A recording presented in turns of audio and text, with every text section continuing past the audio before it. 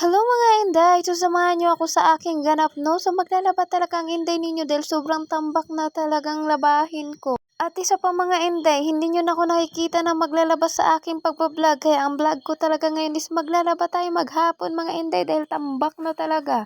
Nasa mood talaga ang inday ninyo magkusot mga inday kasi namimiss ko rin naman day no. Kasi dito talaga ko laki ng pagkukusot. Kaya ang ginawa ko mga inday, nagkukusot muna ako. Pero bandang mamaya-maya niyan mga inday, magpalaban na talaga ng washing. Anong oras na kasi nag-start ang inday ninyo dahil inuuna talaga niyang katamaran niya. Kaya hapon na talaga siya naglaban yan mga inday.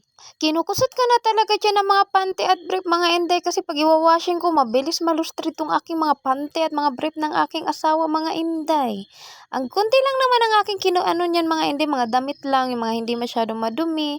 Tapos yung mga shirt ng asawa ko na hindi madumi, kaya yun lang ang aking kinukusot dyan mga inday.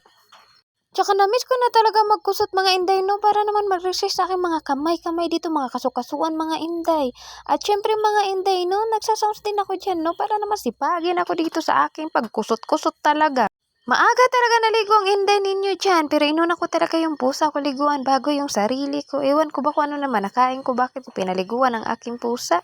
Kaya ko talaga pinaliguan ang aking pusa mga inday kasi tumatabi kasi siya matulog. Kaya kailangan mabango siya, baka mamaya may nakuha na naman siya mga kuto-kuto sa mga kapitbahay. Kumain muna ako dyan mga inday, tapos ang ginawa ko, nagwashing na ako niyan mga inday para naman na matapos na talaga ako dito kasi marami talaga labahin ang inday ninyo. At haba naman ako nagwa-washing dyan mga inday, nagbabandaw na rin ako sa mga kinakusutan ko kanina. Ang hirap talaga mag-voice over mga inday, lalo na ngayong gabi. Ang aso ko dito, ang ingay-ingay mga inday kasi wala talaga ilaw aming daanan. Akala niya sigurong tao yun, yung pala ay pusa lang dumaan.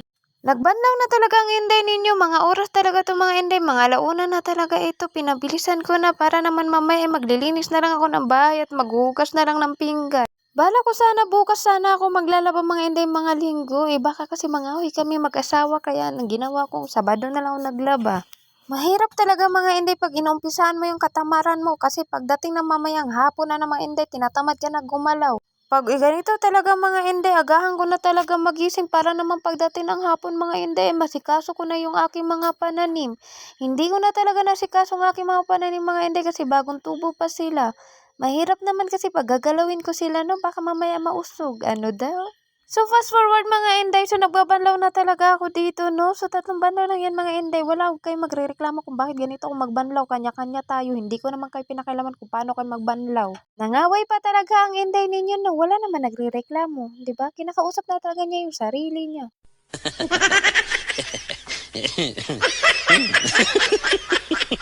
So fast forward mga inday, so winalawan ko na ito no, at pagkatapos ko magbandaw mga inday, hindi ko muna agad siya sinampay. Inintay ko naman lahat sila madryer at bago ko siya isasampay mga inday. Para isahan na talaga mga inday, yung nakalinis na ako sa sahig, tas mamaya isipin ko na lang yung pagsasampay, yung ganun ba. So ginawa ko dito mga inday, sinampay ko na to para naman mailabas ko pa kasi mag-2 pa lang yan mga inday, baka kaya pa yan matuyo no.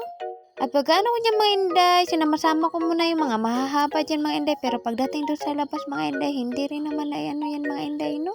At dito ko na sinampay mga inday para naman pag umulan, mabilis ko siya kukunin, no? So ganyan lang mga inday, pagod na talaga ang inday ninyo. So sinampay ko na siya dito sa labas mga inday. So dinikit-dikit ko na lang yan kasi maya-maya rin mga 4:00 mga inday, ipapasok ko rin naman yan. Ang ano pa niyan mga inday, talagang kumalimlim talaga yan sa amin. No, maulan rin na yan mga maya-maya yan mga inday, kaya pinasok ko rin agad yan. Pagkatapos ko magsampay dyan mga inday, so maghuhugas na ako niyan, tapos magpakain ako ng manok para wala na talaga ako gagawin. Magkakape na lang ako, mag-relax-relax na, no? So hanggang dito na lang ang aking video mga inday. So thank you for watching. Na yung pinatapos nyo ang aking video mga inday, paki-follow at share, pa-like. Kahit like lang mga inday. Malaking tulong na po sa akin yun. So God bless. I love you. Bye-bye.